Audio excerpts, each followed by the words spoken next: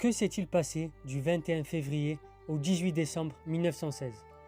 Donc, du 21 février au 18 décembre 1916 se déroule à Verdun la plus longue et la plus dévastatrice des batailles de la Première Guerre mondiale. Verdun, c'est d'abord des chiffres très impressionnants. 53 millions d'obus tirés pendant 10 mois, 80% des pertes humaines directement imputables à l'artillerie, 362 000 Français et 337 000 Allemands morts au combat.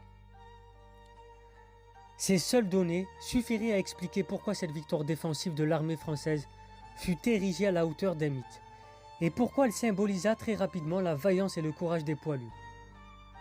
Je vous rappelle que sur les 95 divisions que comptait l'armée française, 70 d'entre elles ont été directement impliquées dans la bataille, et héroïsées par des romans comme Le Feu de Barbus ou Les Croix de bois de Dorgelès dès l'immédiate après-guerre.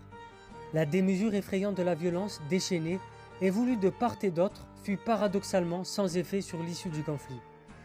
Petit aparté, la volonté initiale du commandant en chef de l'armée allemande, von Falkenhayn, est bien de mener une guerre d'attrition, visant davantage la destruction de l'adversaire que sa reddition.